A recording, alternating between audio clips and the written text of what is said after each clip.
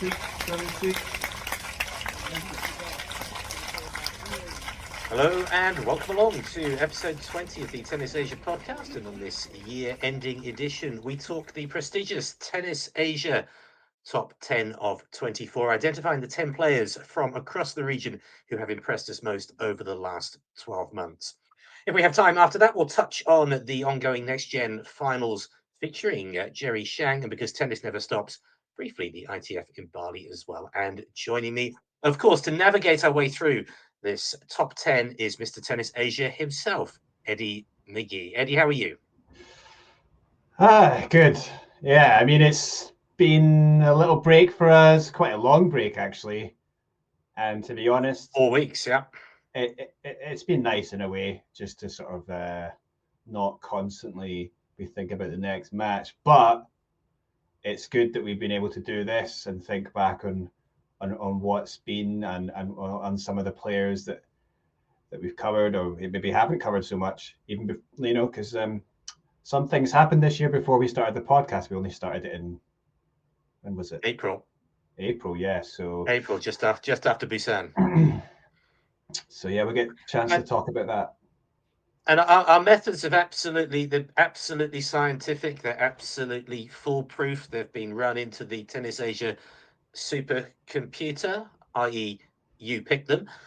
The results have been audited by a big four firm, as they would have to be, or at least Paul, who used to do the 48 Shades football podcast. He did actually used to work for PwC about 15 years ago. I asked him, and he said, "Yeah, it's fine." So we'll take that as a big four sign off. But without further messing about, let's start. We've just done a top 10. We've put male players and female players together to make a consolidated top 10. We'll go in reverse order.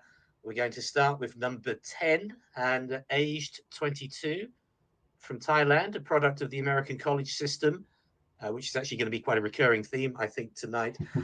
She's reached a career high of, I believe, around about 132 this year. Who am I talking about?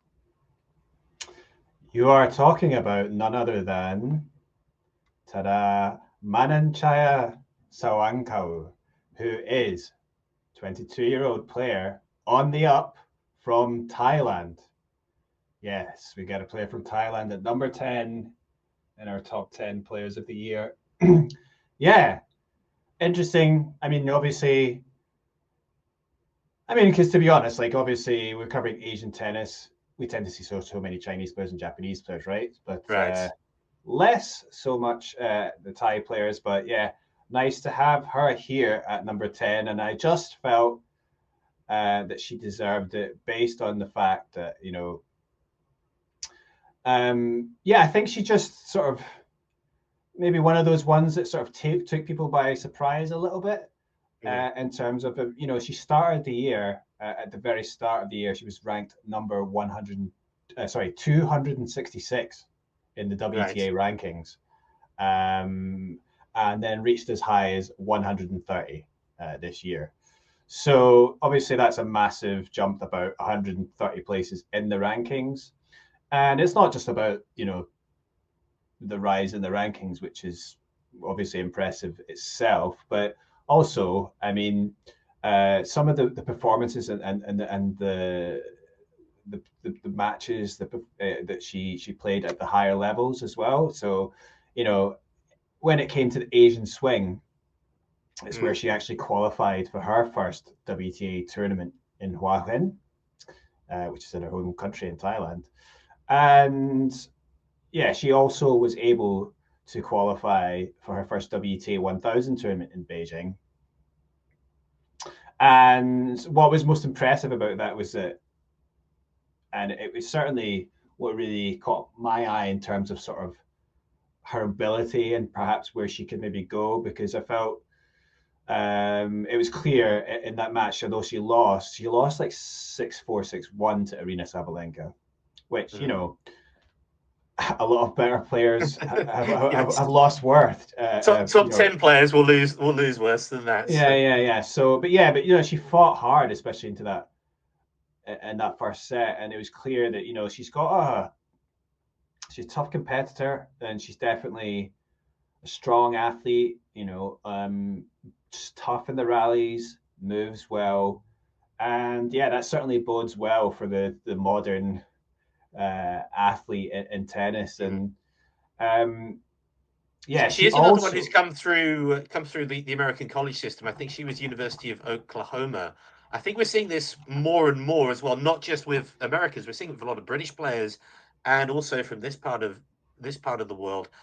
So they sort of emerge out of the college system onto the tour, sort of almost fully developed. yeah, I mean, it certainly gives them a big advantage in terms of um, because in talking in generally, generally, I don't think it's easy for players to step into the game at the age of 18, 19, Mm, especially if you're not, obviously some of these big players that are obviously going to be uh, very, very good, even from that young age, they recognize probably going to be top 100, top 50 players, right? They're players that have got a lot of right. the resources, maybe the backing, and sort of coaches around them. But then, not all players have those resources, especially players like in Thailand.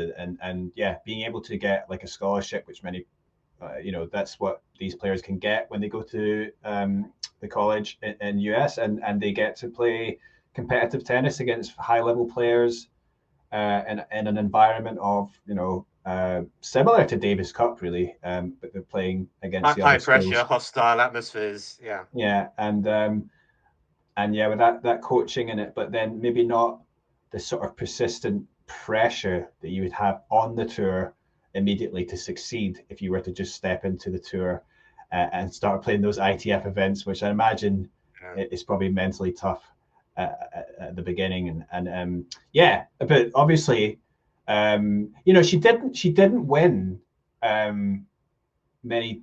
She only won one title actually. It was the start of the year in Nonpaburi, an ITF title, and then she finished runner up later on in the US in Lexington.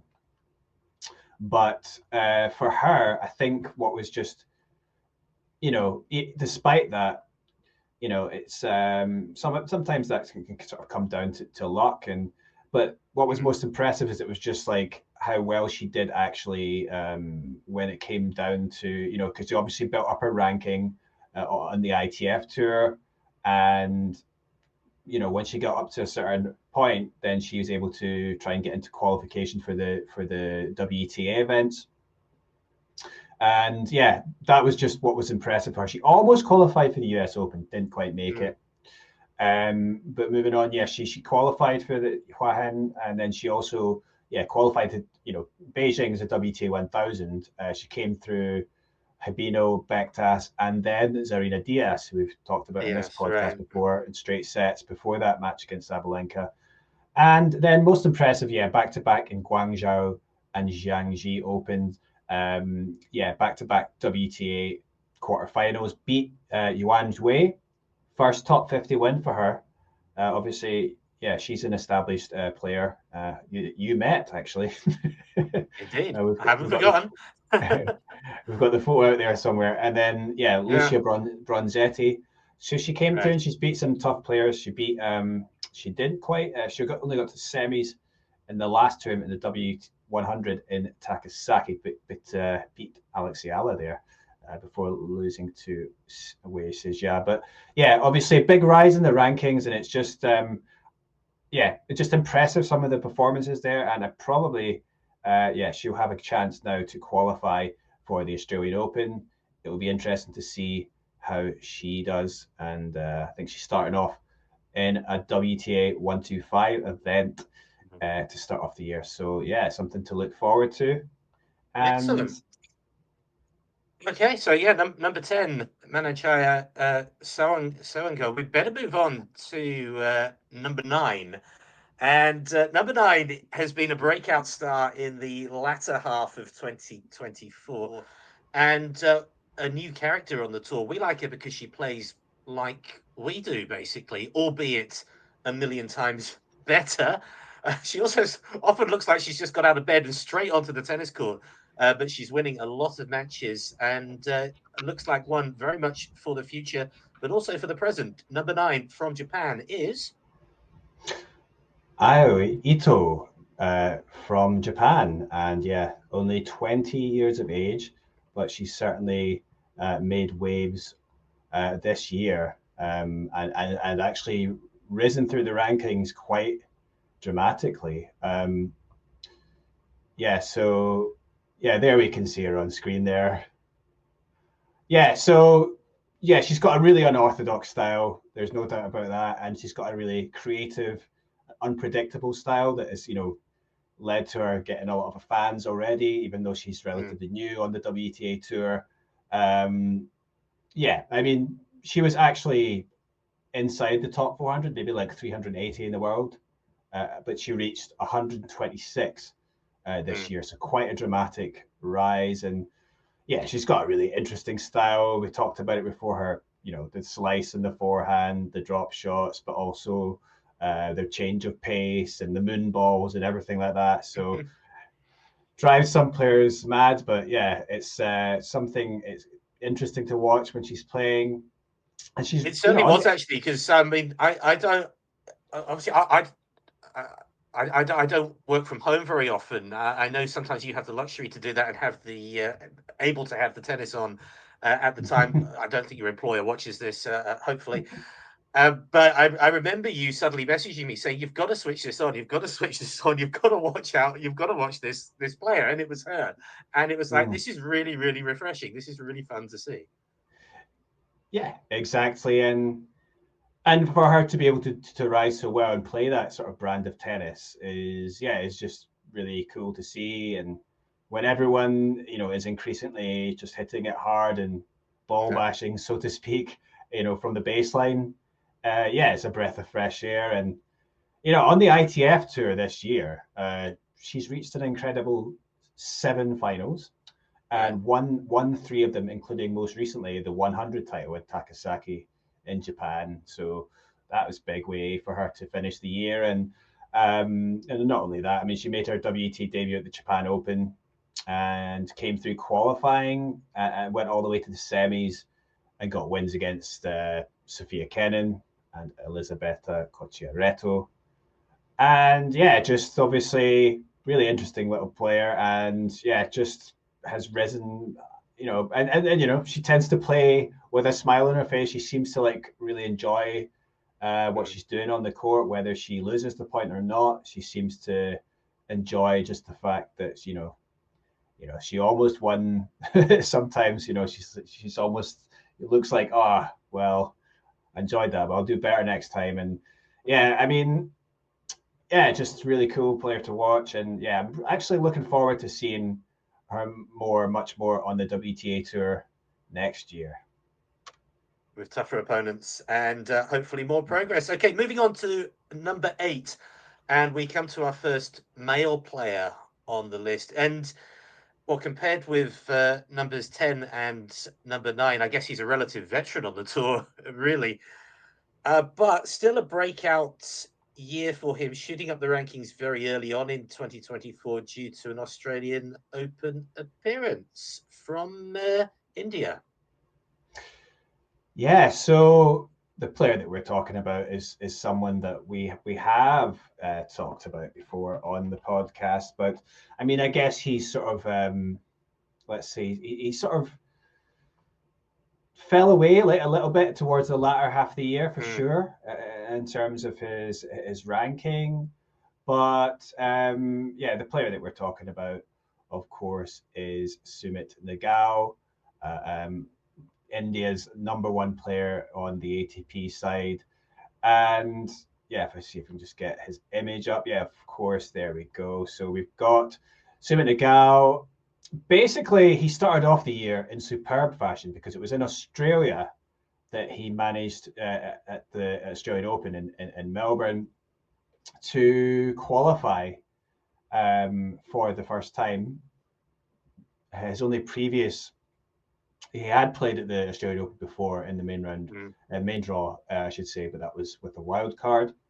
But he came through all of his qualifying matches, and then his first round match against Bublik, who was ranked 27 in the world at the time, and he won that in straight sets. Mm. So all of his qualifying matches and that match in straight sets. And yeah, and he had a bit of a struggle, if I remember, even just to qualify, because he sort of had to take a medical timeout sort of as he was just before he was about to serve for the match, but he managed to get through that, and then obviously coming through a player of Bublik's quality in that fashion was remarkable, mainly because he's a player from India that he's the first Indian man to beat a seed at a major since 1989, which was quite a statistic. And obviously ridiculously long time for that not to have happened. And I think especially good for Nagaal's point of view, because he'd had problems, he had hip injury and stuff, and he had to take time out from like 2022. Had to sort of build his ranking up last year. And then, the start of this year, just a great way to start it. And of course, he excels on clay. But doing well there on hard courts, but he can play in hard courts as well. And he won an ATP Challenger title not long after that in Chennai and in his own country. And then later, that was on hard court as well. And then later in Heilbronn in Germany, right, he got another ATP Challenger title. So 2 Challenger titles this year. But in clay season, he also got his first Masters 1000 win in Monte Carlo. And that was not only his first Masters win, but also the first ever for an Indian player at Monte Carlo. So pretty crazy statistic there. And I remember he lost to Holger Rune, but he gave it a good go. He won a set, I think. So ended up getting his career best ranking in July of number 68. So entering the top 70 in the world is obviously a great achievement. And he fell away towards the end of this year. But he's still within the top 100. And I think, just given his, where he'd come from, I think, to be able to get to that ranking, the struggles that he had was a great achievement for him and for Indian tennis.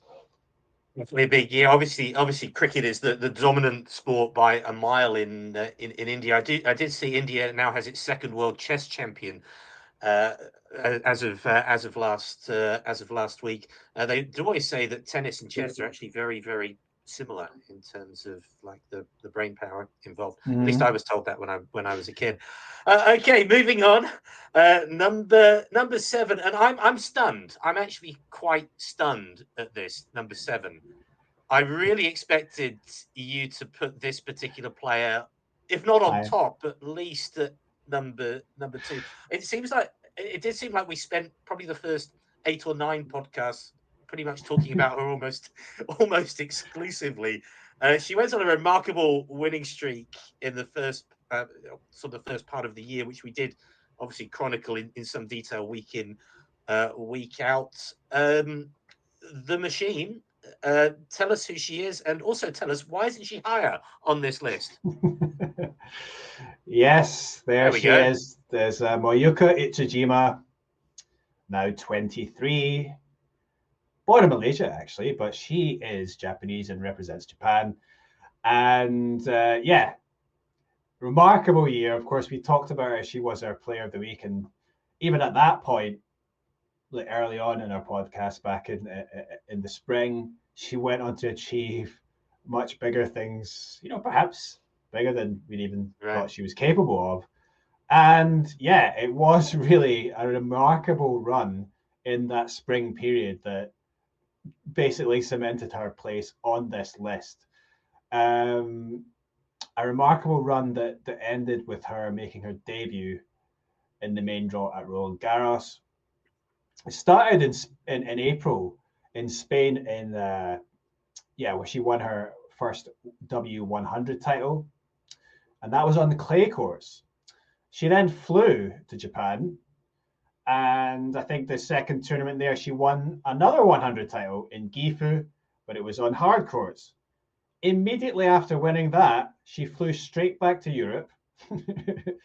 And then ended up winning a 75 title on clay that was in Slovakia, right? And then she went to Madrid and won another 100 title again in clay. On clay as well, but on a very different kind of clay that they had there. So That's yeah, true. it was quite remarkable. Yeah. Yeah, you could say that. Yeah, so Madrid at the altitude as well plays a little bit differently than a normal clay court would in terms of the ball flies a bit more. So you could say in sort of that she played on or three Three different different courts surfaces. Yeah. or potentially four, because the first time was in Zaragoza, which would have been um, more closer to sea level, right? So yeah, so she basically won 3 titles in 3 consecutive weeks from that Gifu, and then in Slovakia, and then the last one in Spain. 3 consecutive weeks, 3 titles, 2 continents, 2 surfaces, or potentially more if you want to get, that's obviously ridiculous. And then by the time she got to Paris, she said, I'm not done yet. So she went and qualified for the French Open. She didn't drop a set, I think, right? And then she came,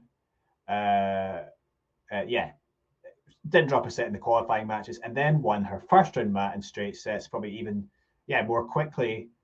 And then obviously the run had to come to an end, but she was on 19 consecutive wins, absolutely ridiculous at any level of tennis. And then, had to lose to Arina Sabalenka in the second round in straight sets. It was 6-2, 6-2. But hey, it's Sabalenka, and you have to say, she obviously did brilliantly. She's got the game for clay. She's got a good forehand for that will be effective on that surface, and obviously feel comfortable there, being able to use that. And just an excellent rise that put her obviously because of that her ranking shot up, and then she started to enter the bigger tournaments. So in terms of like wins, they started to decrease a little bit. I mean, she came through some qualifying events to get into the WTA.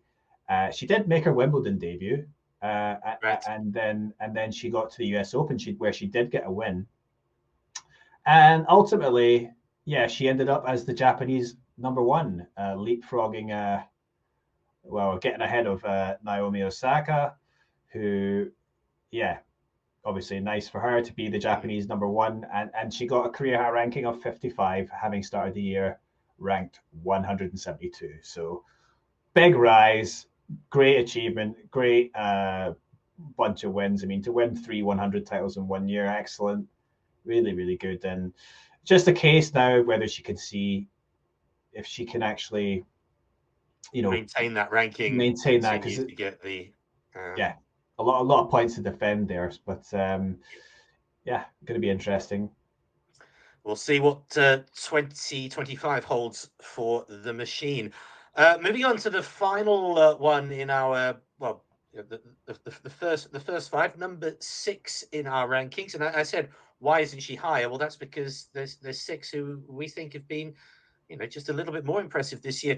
Number 6 is another product of the American college system, and really of the American system in its entirety before she switched allegiance to Japan.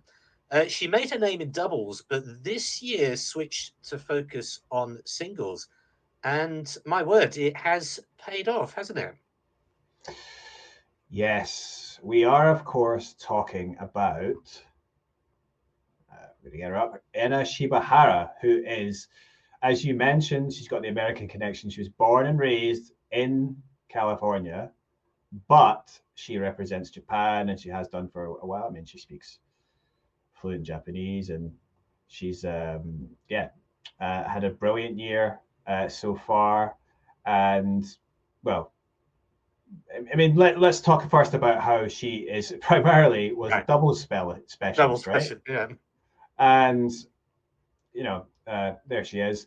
Made the decision at the start of this year. Okay, I want to give singles a go, which is obviously quite risky in terms that she was a very successful doubles player, reached as high as number 4 in the world, still finished within the top 15 last year in the doubles circuit. So,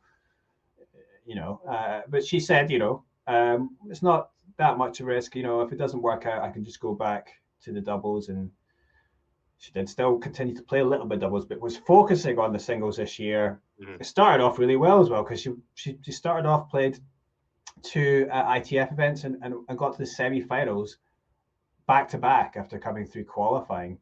So hit the ground running. And yeah, another product of that American college circuit as well. She played at UCLA. She's obviously had she had maybe high expectations for herself, in her career, from that, from when she was a teenager. She obviously has talent, but she talked about, it was interesting because I remember reading about, I read something about how she was saying, because obviously the pandemic happened, and Right. she said it was never her plan to sort of to stay within doubles. Oh, okay. But she'd already built a ranking, and she was higher up the doubles by the time, I think she was near the top 100 by the time COVID happened. So when it came back to playing again, she's just sort of continued with that, because that allowed her to get into the big tournaments and that, and sort of singles took a back seat. But at the age of 26 now, she's decided, okay, let's give singles a go, and those back-to-back semi-finals, and then she soon followed up with an ITF title of her own, and also finished runner-up at an event in Tokyo 100 event. And by the summer, she'd won a lot of matches, and was able to make her WTA Tour singles debut, and eventually get her WTA win. And I remember, in the summer as well, she qualified for, was it Nottingham? She came through qualies and played against Emma Raducanu. Lost in straight sets, but I think the second set she showed that she has something, and made Raducanu a bit nervous getting over the line there. She definitely can excel in some of these quicker surfaces, and she'd won a lot of matches. I mentioned she got runner up there in the W100 tournament, but it's kind of crazy, Lynn. She got her ranking up from 548 at the start of the year, so she managed to sneak in. I guess she was got up near the top 200, and she just sneaked into the qualifying tournament for the US Open. So first chance to qualify for a major. And what does she do? She only goes and qualifies, and amazingly she did that. Ariana Hartodo, I think she beat. Yeah, I was actually there at the US Open. I watched her qualify. She qualified, and dropped to her knees, and obviously great moment for her to do that in her first attempt in singles. And then she came through her first round match in 3 sets. It was a really long match, incredible match against Daria Savo. I think it was over 3 hours long, and I think Daria. Were you at that one as well? No, I was not. I was busy watching other matches, unfortunately. But it was the one, I think Savo actually smashed her racket at the end.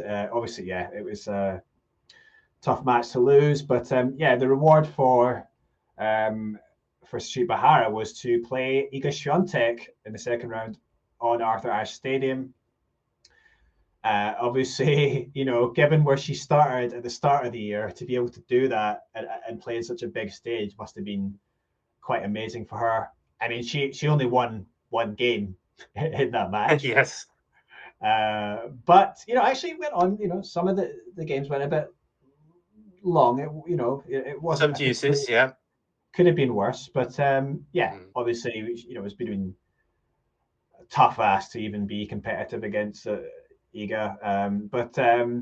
And really, it's just a remarkable rise that by the end of the year, she'd reached a career high ranking of 132. So you consider if she started at a ranking of 548, that's 400 spots in the rankings. That's kind of ridiculous, for a so-called doubles specialist. And then and then top it all off, she represented Japan for the first time in singles at the Billie Jean King Cup finals. And she won her match, and she in fact won both her singles matches that she played. And those happened to be her best wins by ranking in her career. She beat Right. Elena Gabriela Ruz, and then it was also who did she beat? Was it Cocciaretto against Italy? Yeah. Against Italy in the set, yeah. Yeah, so had to come back from a sit down. Yeah, just really, perhaps that college tennis environment maybe helped her a little bit playing in that Davis Cup. But yeah, I thought she was really impressive beforehand and just sort of, obviously under pressure, just played really well. And yeah, impressive. To be interesting to see if she's able to sort of kick on next year and continue that. I mean, she's obviously up near top 100. She'll have a chance to qualify for the Australian Open. And perhaps if she can get into these bigger tournaments, maybe the first half of the year, she's got a bit of a chance to sort of build up her ranking a bit further. So yeah, it's going to be interesting to see how she does, and yeah. And an example of rolling the dice and paying off. We've reached the halfway point in the rankings. I just want to touch on a little bit on those who didn't actually make the cut of the top 10. No place for Triple Z, Zhang Zichen. No luck for Rei Sakamoto. Hard luck, Hadi Habib. Makes history for Lebanon, but that doesn't impress Eddie. No place for Alex Ayala, Zhang Shuai, Naomi Osaka, who I think has risen in the rankings more than anybody this year, and none even for Kasidit Samaraj, who will be playing in the Australian Open in January, having won the Asia wildcard. Any of those could count themselves unlucky to miss out on the top 10? Yeah, I mean, I feel really bad about perhaps leaving some of these. I mean, Hedi Habib, he won a challenger title. Was the first player to win a challenger title from Lebanon, and obviously that's personally it's a brilliant achievement. But he wasn't the only player to win titles of that nature, and I just had to look at sort of how much they'd improved and risen, which is why I didn't quite, I think he deserves a mention for sure. But yeah, obviously he didn't make it. And Alex Ayala, she won a 100 title as well, but I think it was more that given where she started at the start of the year, I have to consider, how big of a rise was it. I mean, she has done pretty well, but I just felt like some of the other players in this list pipped her. If we're talking about another player I left exceeding expectations and things like that. Yeah, that's exactly with Zhang Zichen. Yeah, felt bad as well leaving him out. I mean, he reached the final. He finished runner up in Hangzhou, right? Obviously, that's a great run to get to the final of an ATP 250, and he also reached number 31 in the world, which, by the way, is the highest ranked player for a player from his nation. 31 for a player from China. So, but given where because he was already well in, up near the top 50 at the start of the year, thereabouts, right, or even within it, and right. I just felt, that. Yeah, he hadn't done, if he'd won an ATP title, I think he would just definitely perhaps deserve a place in it. But I have to think about where they're coming from. He'd already established himself, and I just felt like he hadn't done quite enough. I mean, I could have also talked about he did well in the doubles alongside your man, the Czech player. God, why I can't remember his name now. What's his name? Makac. Yeah, Thomas Makac. So of course, he plays. Okay. Yeah. So yeah, but you got. It shows how much I watch doubles. But yeah, another player left out, Sarah Saito, young player. Right. Yeah. She won a 100 title as well, and she has risen quite far in the rankings. But I felt, probably. It's a good chance for her to make the list next year. She's got a big potential. I don't really think she's got going yet. Same with Rei Sakamoto. He's barely played on the professional tour after stepping up from the juniors. He's still only 18, but he did get a challenger title at home just at the end of the Right. year there. Very recently, yeah. Yeah. So, I mean, it would be really harsh. It wasn't maybe sort of the toughest run there for him. But yeah, obviously to do it at 18 is great. I also think, though, perhaps we're going to be able to see much more of him next year. And if we do have a list next year, he is highly likely to make it. And then, of course, Kasadit Samrej of Thailand. We did talk about him before, and yeah, he played in the Asia Pacific Wildcard Playoff. I wrote an article about him and Zhang Shuai coming through that playoff and qualifying. For him, it was amazing because it's the first time for a Thai player to play in the main draw, the first Thai man to do it since I think it was 2012 when it was Danai Udomchok. Yes, so long time for Thai men to be away from, in singles anyway. Yeah, obviously that was a great achievement for him, and he did win some titles on the ITF tour. But I think he started the year about 600 in the rankings. Now he's up to top 400. I think when I had to consider everything, although that was a good achievement, I think it'd be unfair to some of the other players just to rank him. So do also think, though, he's a bit of a late bloomer. He's 23. He's got a lot of power in his game. He might be one to watch out for next year as well. Yeah, you mentioned the article on the website, tennisasiamedia.com. Plenty there, hopefully plenty more there as well as the weeks progress. Let's go into the top 5. And obviously, Zhang Qichen, Triple Z, didn't make it. A couple of Chinese male players did, starting with number 5 in our rankings, a challenger stalwart who I think first came to our attention by winning the Seoul Challenger in 2023. He's come a long way since then, making his Grand Slam debut in New York, ending the year firmly ensconced in the top 100.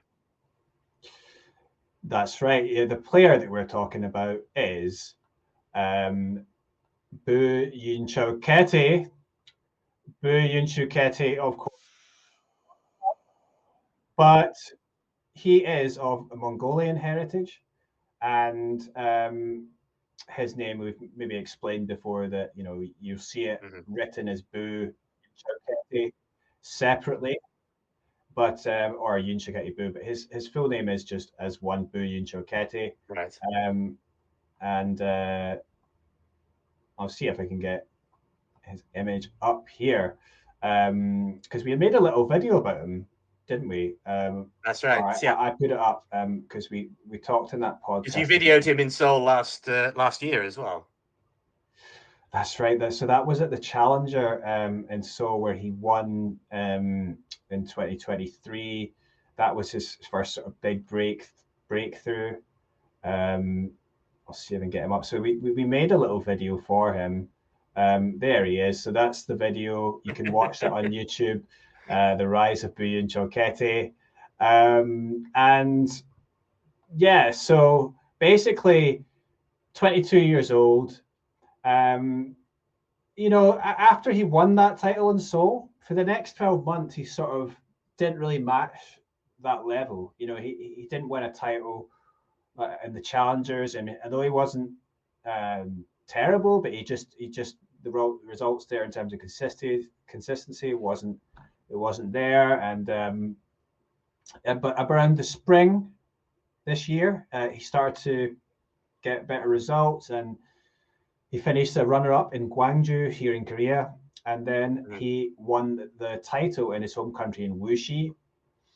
And then he followed that up with good results in the North American hardcourt swing over in during the summer, and he got a title in Granby in Canada, and it was a runner-up in Chicago. So a nice little run of form there before heading into the US Open, where he actually did qualify for the first time at a major. He beat Aslan Karatsev from a set down. He lost that first set 6-1, fought well to come back and win it. I also saw that match in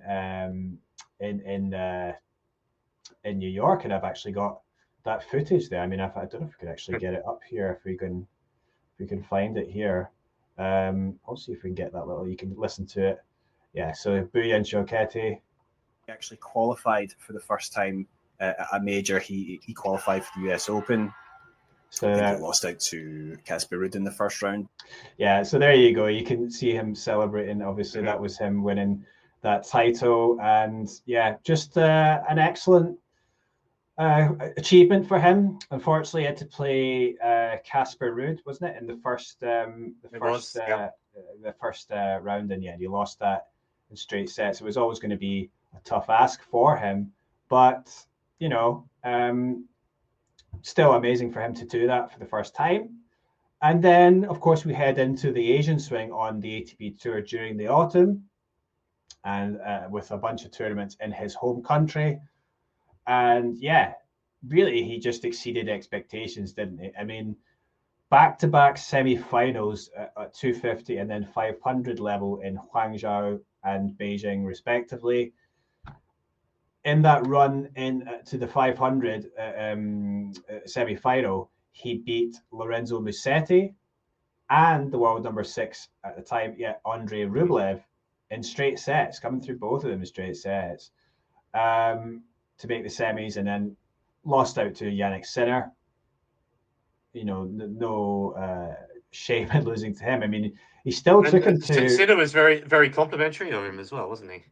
Yeah, and I mean, he took him, after losing that first set, 6-2, he took him to a tiebreak in that second set, which is obviously not easy against Sinner. And yeah, I mean, in that one tournament, getting his first top 20 and first top 10 win. Yeah, in May, he was ranked 239 in the world. Now, he's at a career high ranking, or he got, 65.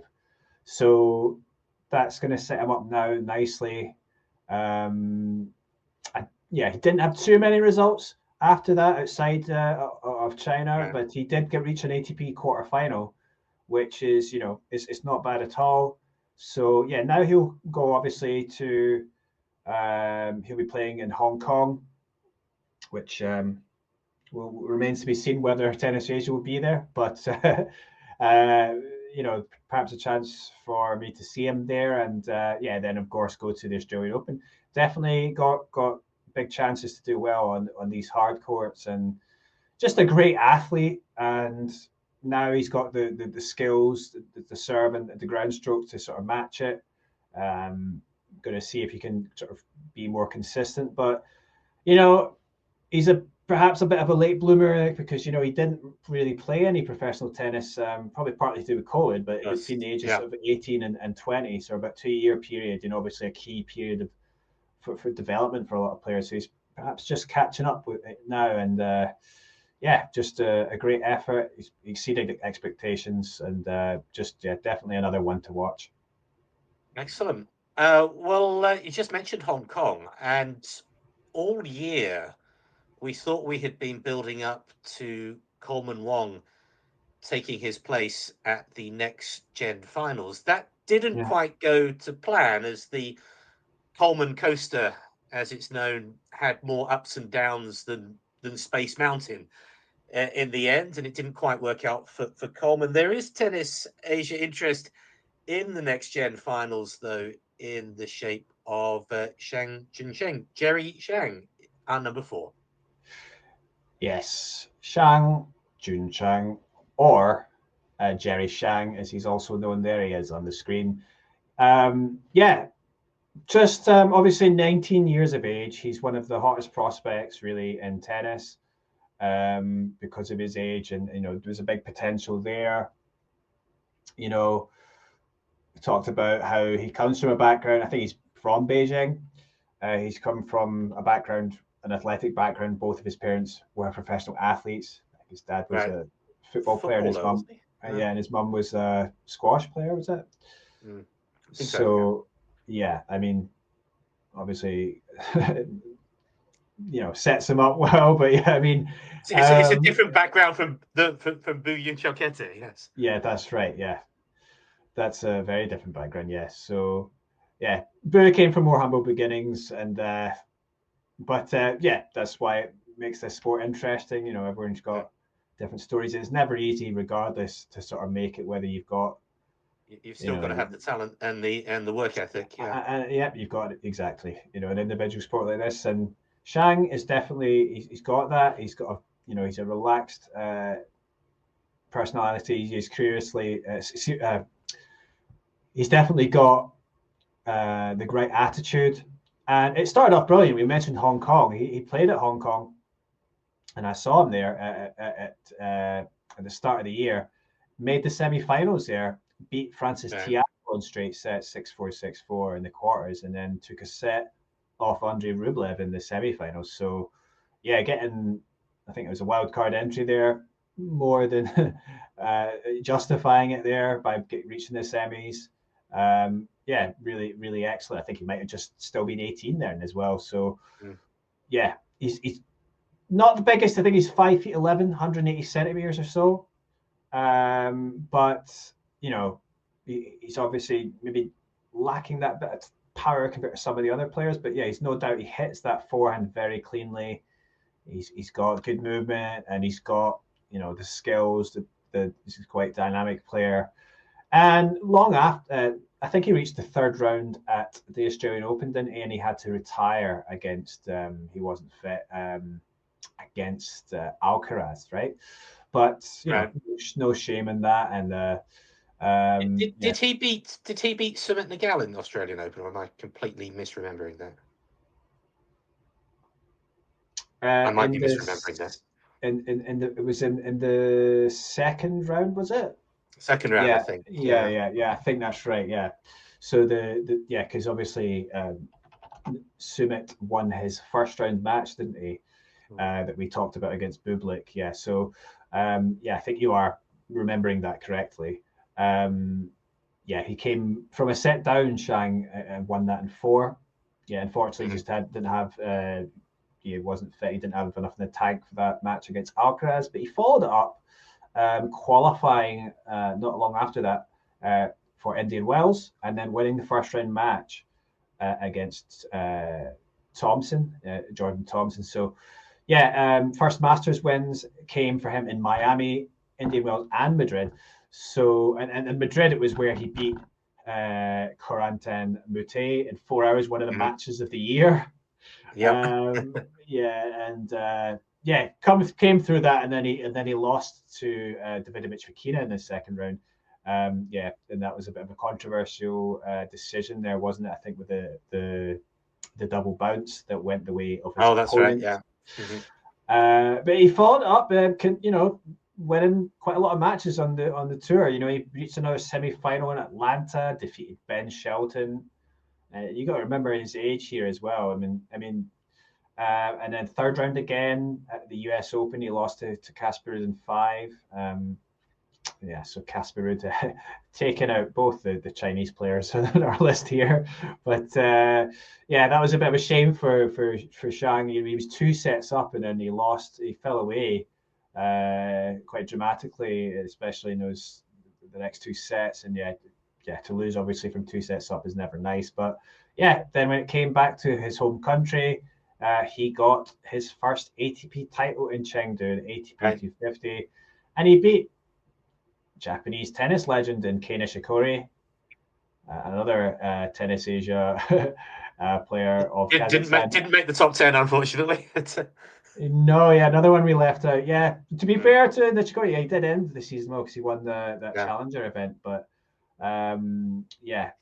perhaps we'll be seeing even more of him next year. But Shang beat Nishikori, beat Bublik, and then in the final he beat Lorenzo Musetti, a top 20 player, in straight sets as well. And it was a really excellent performance. To do that at such a young age, I think it definitely deserves recognition. He's only second player from China to win an ATP title in singles, and it started the year 183 in January, and then made it into the top 50. Basically establishing himself as a player that's at the ATP level, and qualified as well for the next gen ATP finals in Riyadh, which is going on. And shamefully, we're doing this podcast while his match is on. While he's playing, yes. Now, I think he's in a 4th set. Is that right? Or Yes. Well, of course, because next gen they play those 4-game sets. Yeah, that's right. He's a strong favourite to win this game, and I would guess superficially he'd be second favourite to qualify out of the group. So, is he yeah, I'd imagine it between, on paper, you'd maybe think, between him and Mickelson. Yeah. But it looks like he might be about to lose here. Actually, I'm not sure. I don't know if I've got the proper score up here. Yeah, so he's down 2-1. But yeah, obviously 2 more matches to play against Basferretti and Mickelson. So see what happens there. But as we say, probably, he doesn't win this, but his trajectory at the moment, he's probably going to be playing. Even if he does qualify next year, he might choose to skip that. He might have reached the higher level by then. Right. So we'll see what happens. But obviously, great year for him. Indeed. Okay, so Jerry Shang at number 4. That leaves us with 3 more left. And moving on to number 3, and indeed number 2. Now, I'm a little bit like most tournament organisers and completely overlook doubles. Though I have to say my appreciation for doubles has grown this year in terms of actually attending the live tournaments. And it's quite enjoyable. And evening doubles, you know when the game's going to finish because you know there's only going to be the 2 sets and then possibly the super breaker. And I'm quite impressed that you have put in a couple of doubles players in the top 3. And at number 3, well, she's the idol of Ai Ito, even though Ai Ito has apparently never watched her play. She's 38 years old, and what a year it has been. Yeah. So here she is. Yes, Hsieh Su-wei. Obviously a legend of Asian tennis, of just she's been around for a long time, and first reached number 1 on the doubles circuit back in 10 years ago, actually, in 2014, and she's still going. But she had a bit of time out, and came back last year. I mean, she did a superb year last year. She won 2 Grand Slam titles, first in Roland Garros and then at Wimbledon. Yeah, so she made a sort of a triumphant return last year. This year also started off really well for her, and I think it has to be recognised. I mean, obviously we talked about her being a doubles player. I think maybe for this list, if I was going to include doubles player, they'd have to have done something fairly special, and I feel she won her 7th major, and her maiden Australian Open title alongside Elise Mertens, and then they followed that up with a tremendous performance in Indian Wells, which is a WTA 1000 tournament.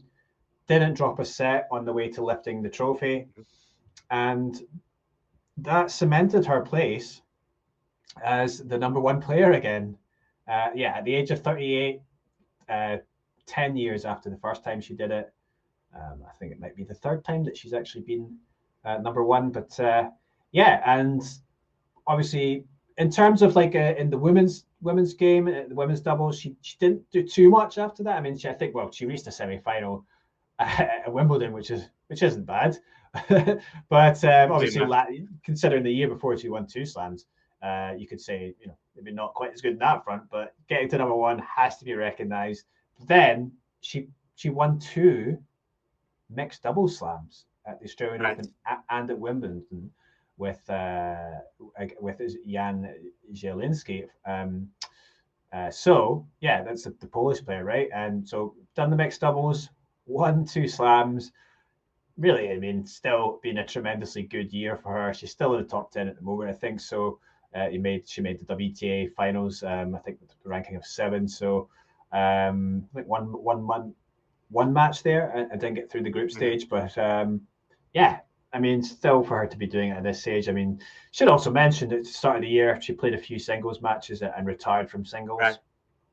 But I mean, she is a legend of, just obviously the way that she plays, unorthodox style, unpredictable player. I mean, that's why, some people have compared Ito to her. A little bit different in a way, but, I think it deserves to be recognized that she's still going out there. And amazing for her to get, 7 titles in the women's doubles and 7 slam titles. And even more of an honor to be named as number 3 in the Tennis Asia 10 for 24. Now we're going to continue the doubles theme. Now, never mind, Hsieh Su-wei is, I think, the same age as you. Our number 2 is older than me, which is quite impressive. And we are continuing the doubles theme. And in January, he did something quite special, age notwithstanding. Our number 2 on the list is? There he is, Rohan Bopanna, looking... And this isn't the Legends Tour. This is not like the seniors or anything. Yeah, there he is. India's Rohan Bopanna, now 44 years of age, still going and still one of the top doubles players in the world. And I just felt he had to be recognized for this because it is a remarkable achievement. He started off the year alongside Matthew Ebden, who himself has had good success on the doubles tour. And Bopanna and Ebden just went all the way and decided to go and win the whole thing. And I mean, what that meant for Bopanna is that he became, not only was it his first major in the men's doubles, I mean, he'd reached the US Open final just at the end of 2023. So, he's on the good trajectory with Ebden. But then to win his first major, not only do that, but become number 1 in the world. Yeah, number 1 in the world at the time is age 43, the oldest first-time major winner, and also the oldest.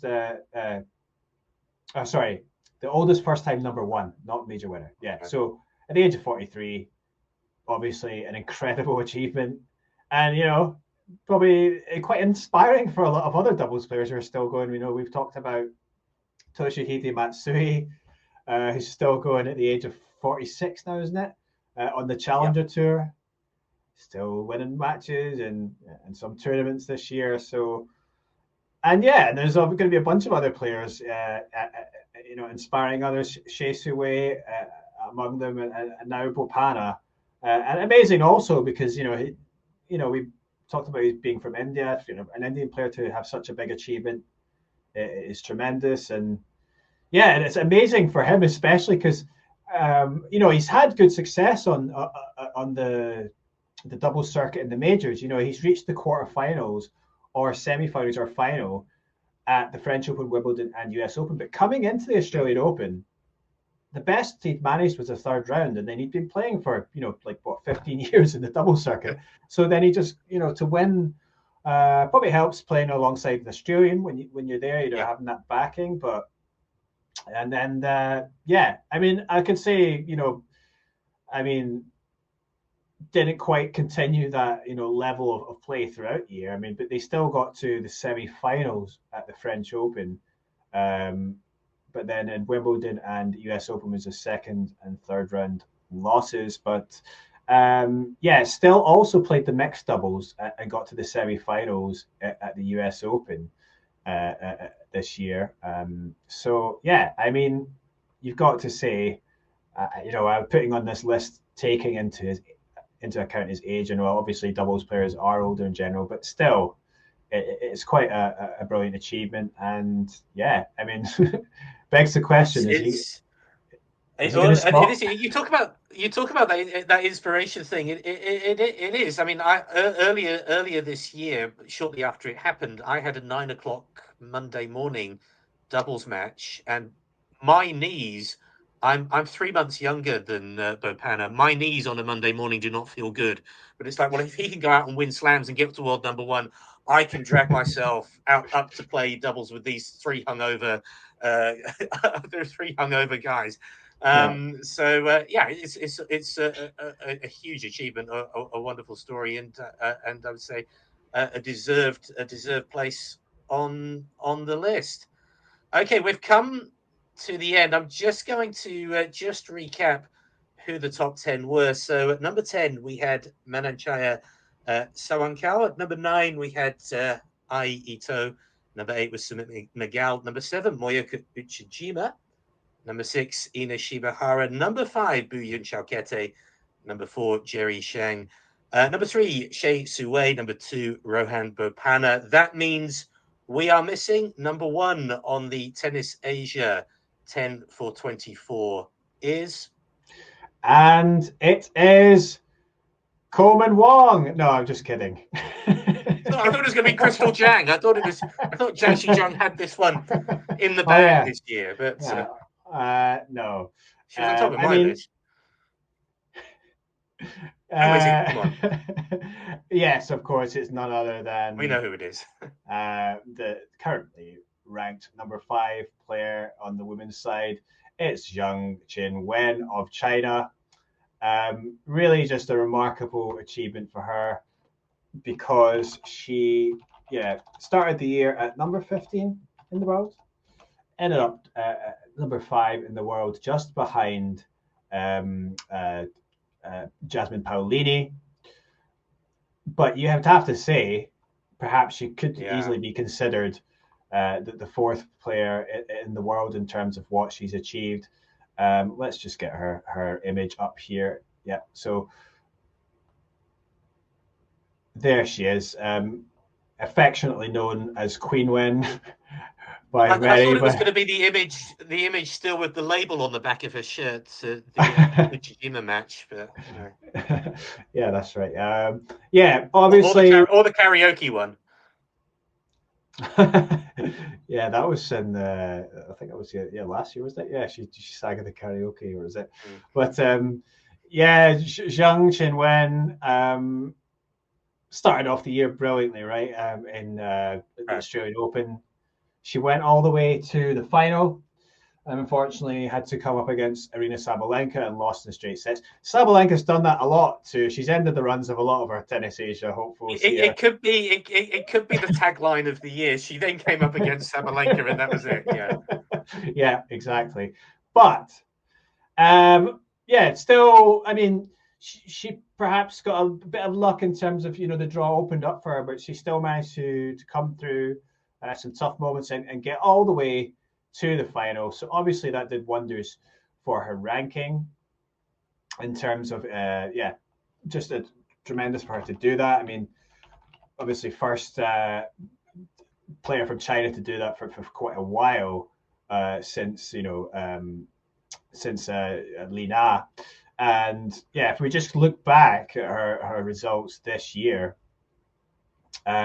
obviously reaching the final there in Melbourne, runner-up. She had a little bit of difficulty after that in terms of finding the consistency of maybe the results that added expectation. In Dubai, she lost in the quarters to Swiatek, and I think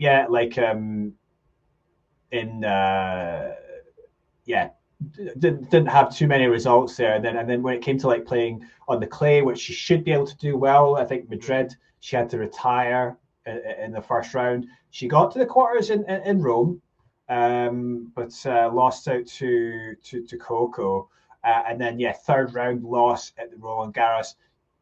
Definitely she'll be wanting to have a go at that again, I think, next year, because she definitely has a chance to excel. And then obviously we go into grass season, which is not really where she is comfortable. She's going to probably have difficulty there for much of her career, if I'm being honest. But back when she got back onto clay in preparation for the Olympics, which was to be held on the grounds at Roland Garros, she went to Palermo to play a WTA 250 tournament as a warm-up. And came through remarkably. She won all her matches in straight sets until the final, where she had to play another tremendous player in Karolina Muchova. But she won that in 3 sets, and that just set her up nicely going into the big one, which is obviously the Olympics in Paris. And yeah, started off brilliantly in terms of, she came through in straight sets in her first two matches, but then she lost the first set in the round of 16 against Emma Navarro. That sort of fiery match. Had to grind out that second round tiebreak. She managed to get it done, and then stepped up and won that final set 6-1. So yeah, obviously good for her to come through that. And then she came up against Angelique Kerber in one of the matches of the year. She again lost the first set in a tiebreak. Difficult first set because she did well. She went down an early break, but then fought back well. She was making great shots. And then I think there was another exchange of breaks before the tiebreak, but yeah, it was Angelique Kerber who stepped up and showed why she was such a great player, a multiple slam winner herself. And this was, potentially Kerber's last match. It turned out to be her last match. So it was not an easy player for her to face. And obviously she's competing for Germany, a lot of Germans, people supporting her in the crowd. But yeah, Zhang did very well. She stepped up to break in that second set, got it 6-4.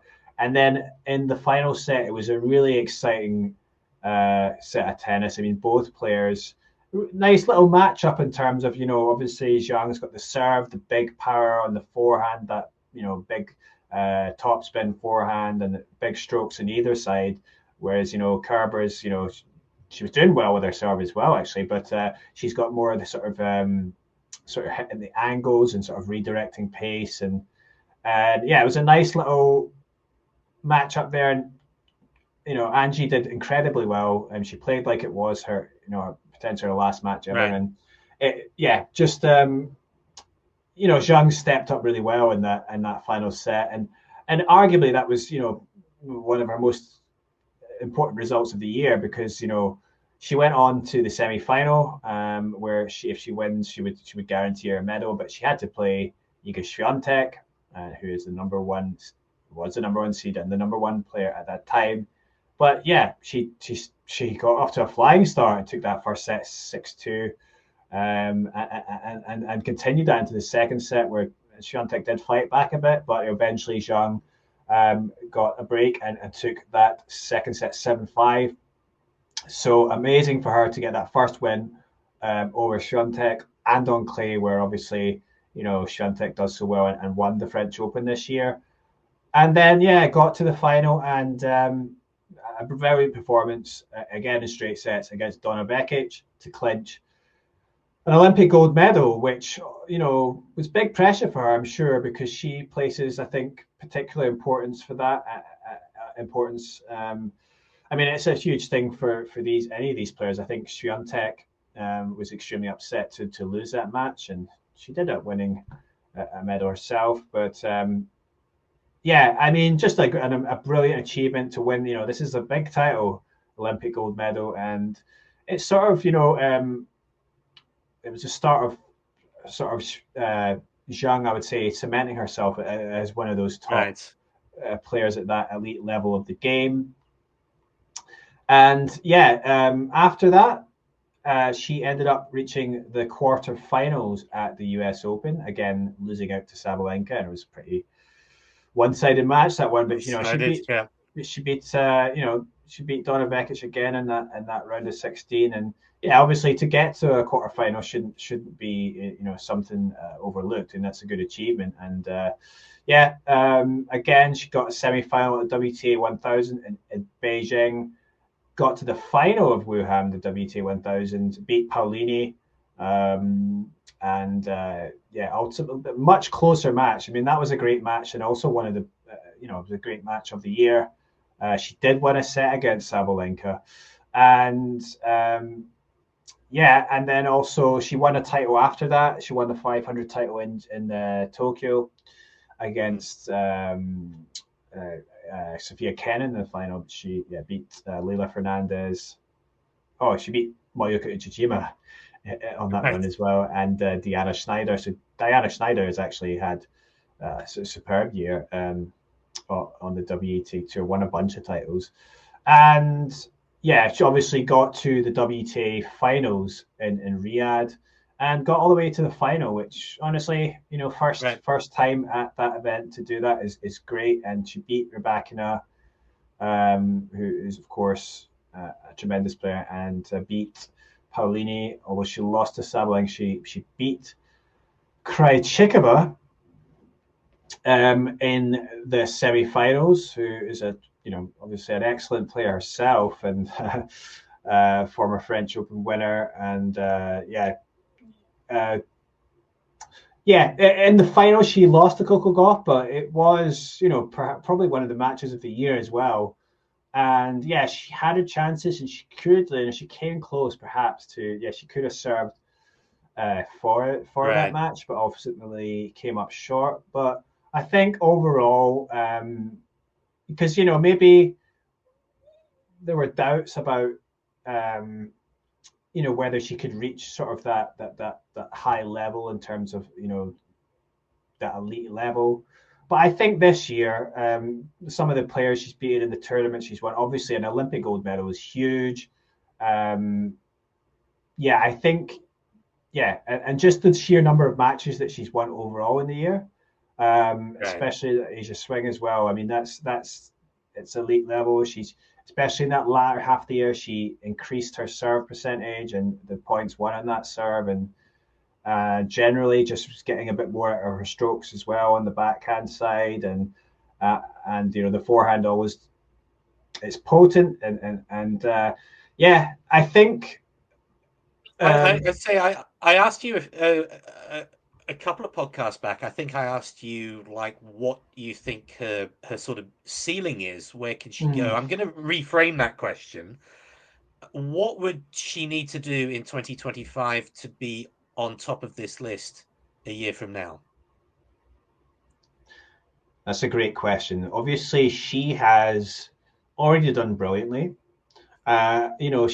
She's currently number 5. She's just a few points behind Paulini. I would say she's perhaps arguably the 4th best player of the year. She didn't get any points, remember, for winning the Olympics. Right. It's arguably worth as much as a Masters, if not more. And then what I would say is that she needs to.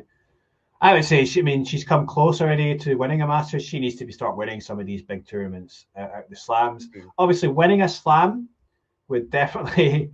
I think that would have to. That would cement her place probably, but that is not an unreasonable aim. Now, obviously, she has the ranking.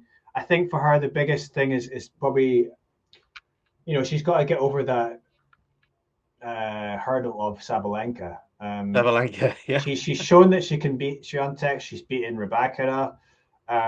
You're going to have other players, perhaps stepping up. She beat Andreeva, but Andreeva's so young. She is going to be someone that's going to be coming up. There's a bunch of other players yet that she's going to be competing with.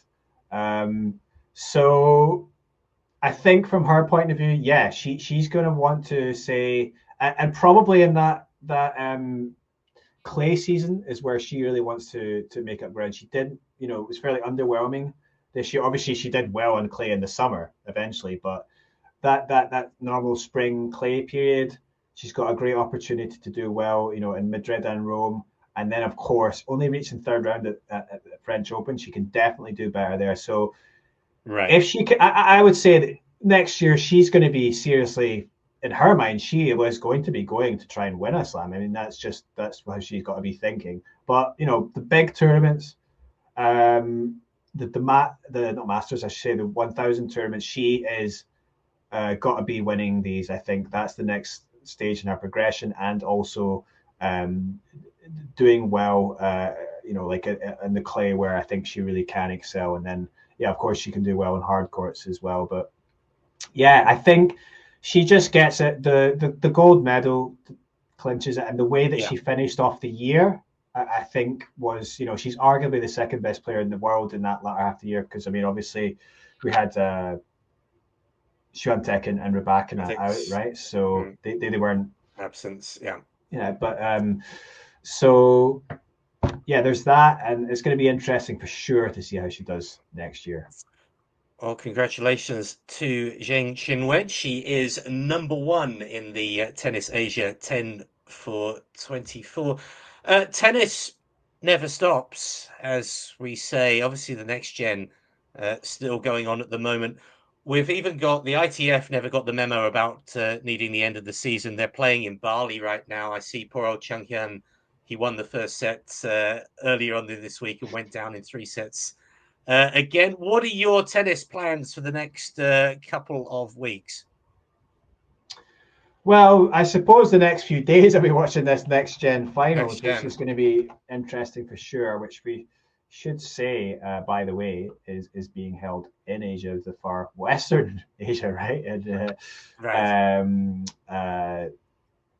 in Jeddah, right? Jeddah, Saudi Arabia. Yeah. And we have now got a result here, by the way. It seems that Luca van Assche has defeated Zhang in 4 sets. That was a 4-3, 2-4, 4-1, 4-3 victory. So it's confusing, is it? Because they play a tiebreak at 3-all. So, yeah, that was a 7-5 in that final tiebreak in just under 2 hours. That match was. So, but Zhang still has an opportunity to get through. And yeah, I suppose I'll be keeping an eye on Chung because he will be continuing to play in Bali for the next 2 weeks, I think. And let's see if he can finally get some wins under his belt. And then also, I suppose there's some ITF events and stuff going on, but there's I think the other big news is that the Hong and Kwon have gone to the army, the military service. It's been confirmed they will start, I think, the 13th of January. So, and we've got at the end of January, beginning of February, the Davis Cup qualifiers. So that leaves a big gap in the Korean Davis Cup team, where who is going to play, because Hong and Kwon have done so well for them. That's why they are in that stage, because they beat Poland.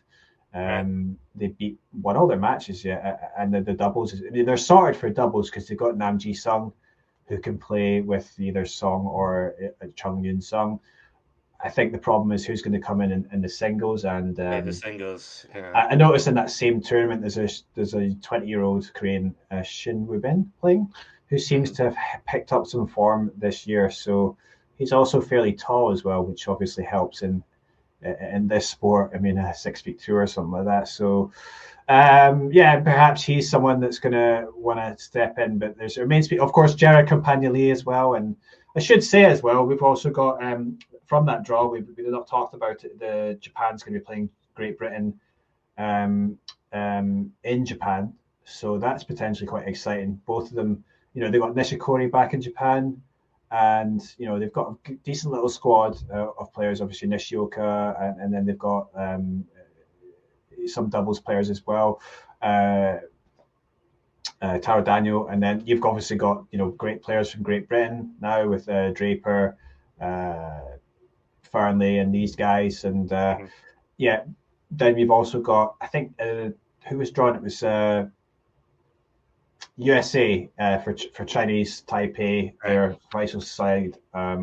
So I think that's going to be there as well in Taipei. So potentially interesting to see how that goes. And